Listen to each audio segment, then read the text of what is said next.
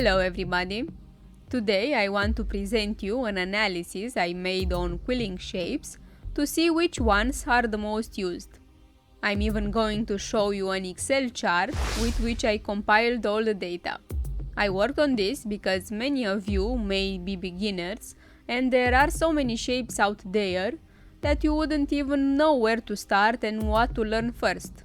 Plus, I want this video to be a go-to reference for the future, which will help you quickly find the shape and how to make it, and it will also help me streamline the way I do these videos, so they will be much more geared towards actually assembling things than constructing each piece every time. It will surely help you get started and will check out the most common shapes because, let's face it, how many times will you need to make an arrowhead, a tulip, a shark fin, a house, a duck foot, a ghost, or even a holy leaf? Especially if you never saw those shapes before, not to mention trying to make them with your needle or fingers. You will get caught in all these names that may or may not make any sense at first. So I went through my more than 100 videos with various quilling projects, noted each of the shapes I used in each video. Then I went through all my other projects which didn't end up on camera, and these are the results I came up with. Keep in mind that you can vary the number of strips of paper you use, but I mentioned how many I used in each of the shapes in the video. Also, I leave timestamps for each shape in the description. So, without further ado, statistically speaking, here are the 15 most used quilling shapes. In 15th place, we have the bent teardrop. You start by making a loose coil and then you shape it accordingly by bending the tip of the teardrop.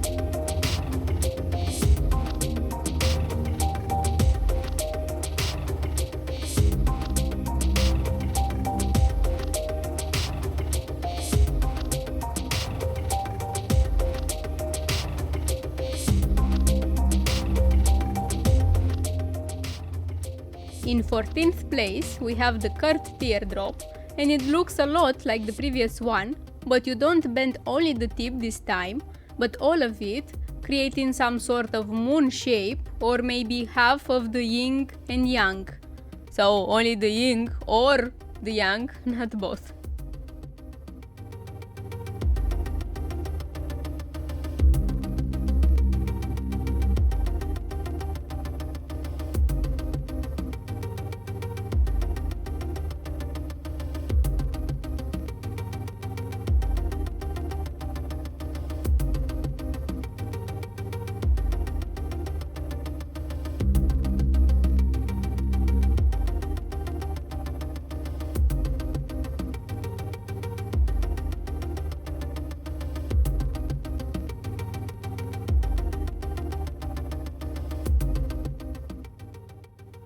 In the 13th place, we have your friendly basic and simple loose coil. You make it how big you want it to be from how many strips of paper you want.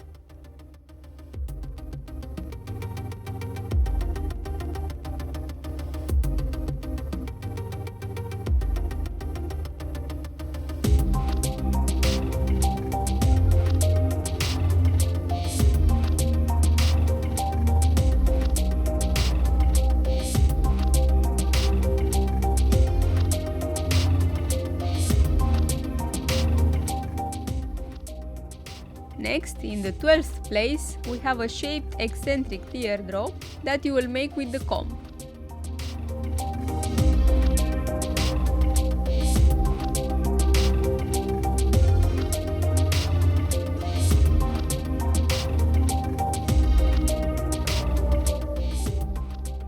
You start from one of the comb sides and begin rolling the paper, increasing the length tooth by tooth.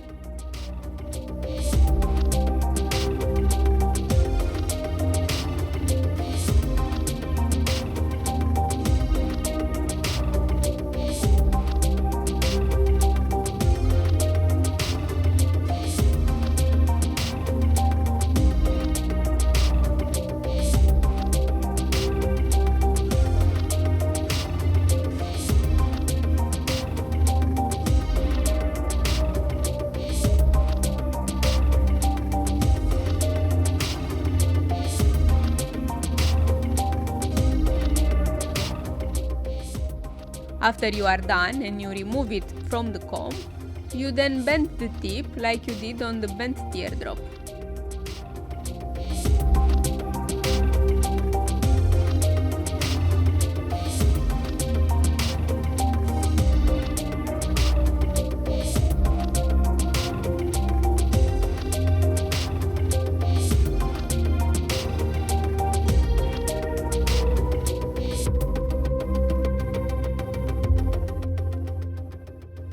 In 11th place is the shaped teardrop that is simply made out of a loose coil which is then curved just a little on one of its sides.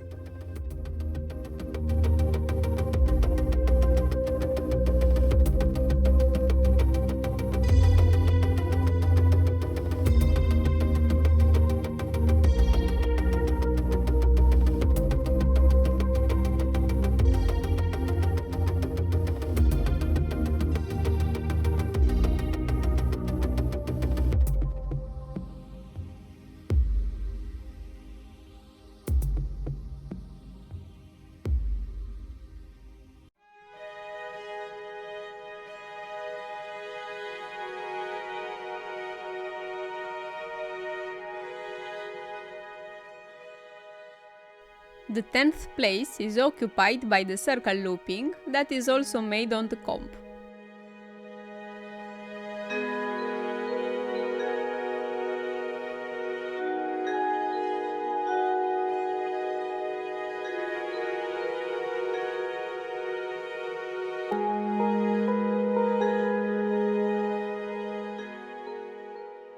Starting from the center this time, you start rolling the paper outwards, increasing the size with one tooth at a time on each side.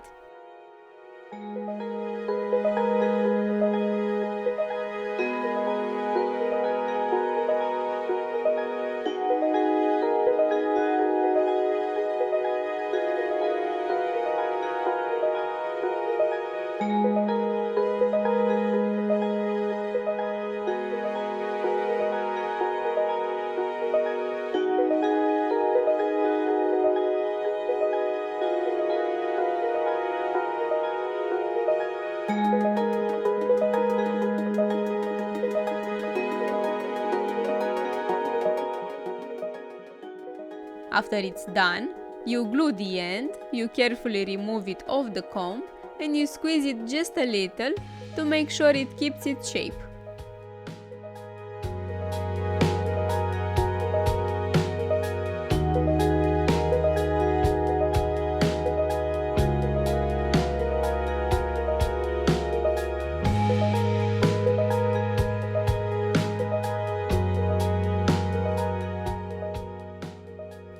Next, in 9th place, we have a grape roll. Funny story, but I never thought this shape would be so high up in the ranking. You start making a tight coil, meaning you roll the strip of paper tightly on your quilling needle and glue the end when you're done. Then, after removing it off the tool, you start by carefully pushing the inside out, making some sort of dome or a half sphere.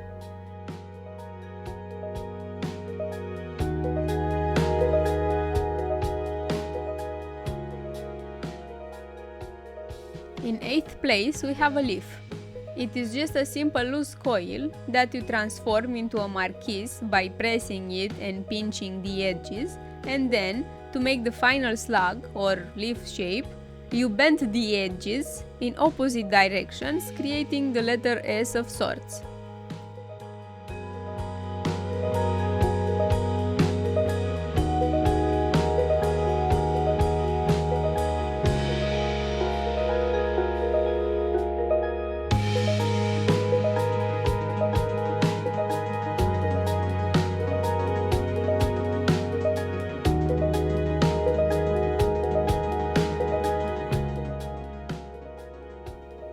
In 7th place, we have the one and only Marquise, which, as I explained above, is just a loose coil that you transform by pinching it in shape.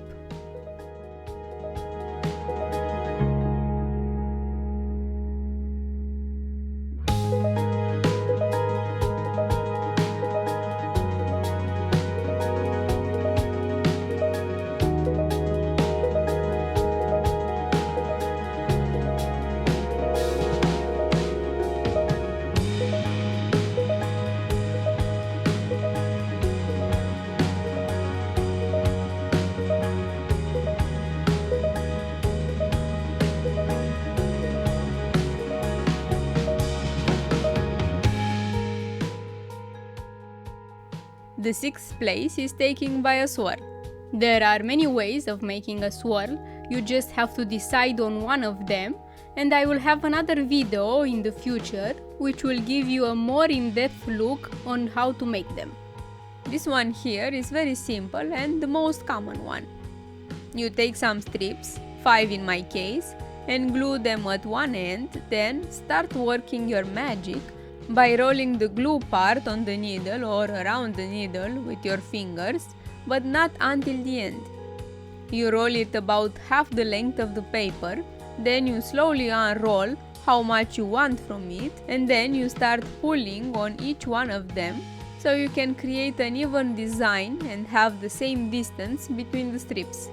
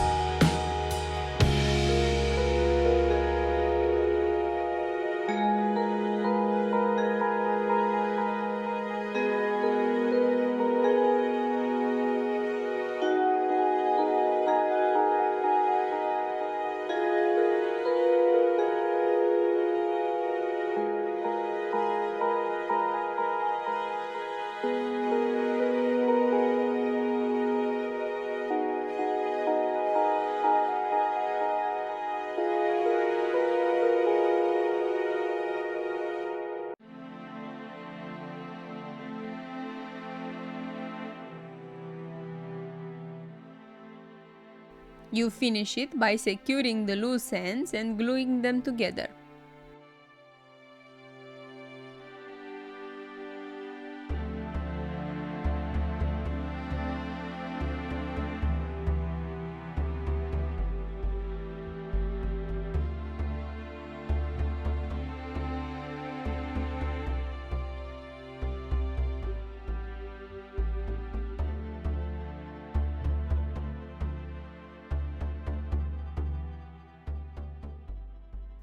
In 5th place, we have the Eccentric Teardrop. I already explained how to make it above, when I talked about the shaped eccentric teardrop. Remember, you can do this shape on multiple types of combs, it will just end up differently depending on the distance between the teeth.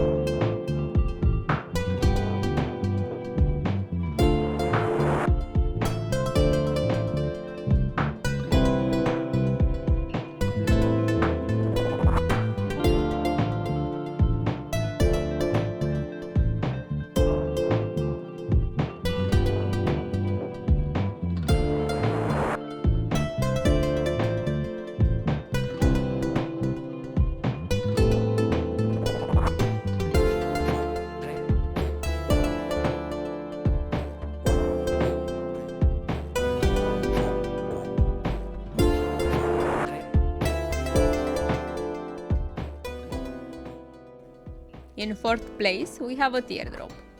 This one is very simple, just start with a loose coil and then you pinch from anywhere and flatten it just a little.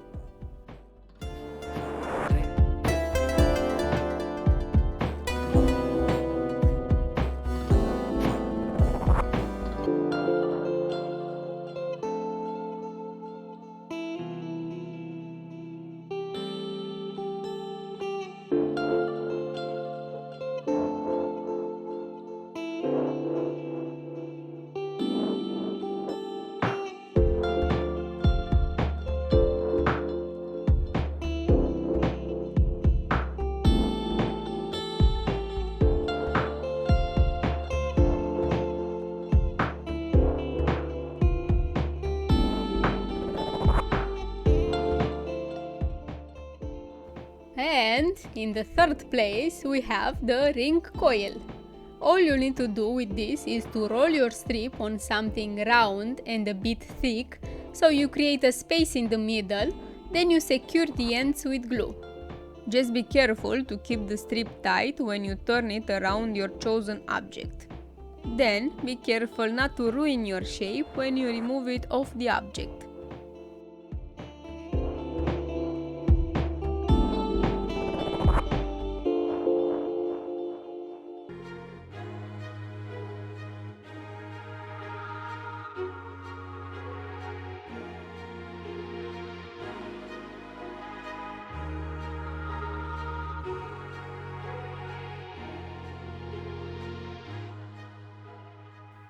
The second place is taken by the bent circle teardrop.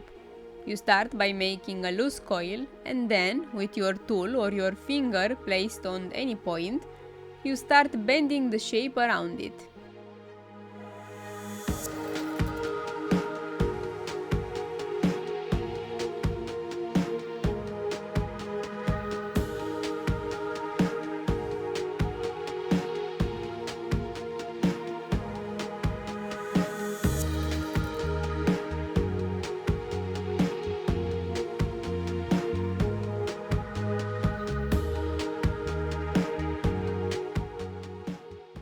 You will need another strip of paper or a part of one to roll around your bent teardrop so it keeps its tight shape.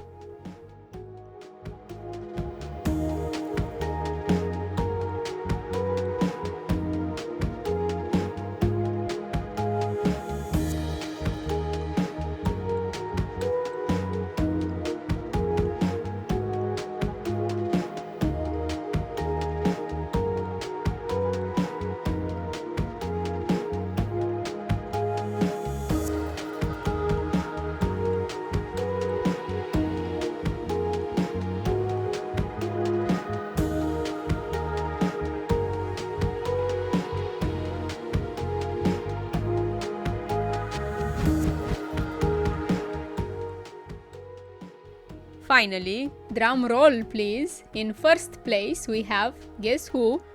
None other than the tight coil. This one is as simple as it gets, you just roll the strip tightly on your needle and glue the end and you're done.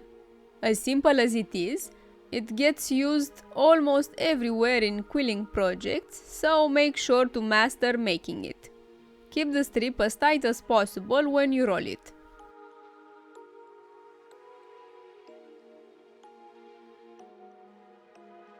And there you have it, the top 15 quilling shapes. I didn't know the countdown would turn out the way it did, especially since I was expecting different results. But numbers don't lie, and even if statistics are not present every day in the quilling world, I wanted to help you grow your knowledge of quilling and give you a solid place to start, since there are so many more shapes for you to learn besides this. Another aspect that I want to mention is that the size of the shape is entirely up to you and according to the project you are working on, so the number of strips you use on each of them may vary from just a few centimeters to more than a few strips. Hope the statistics and tutorial help you, and don't forget to hit that subscribe button and leave a like. See you next time with an Easter surprise. Take care!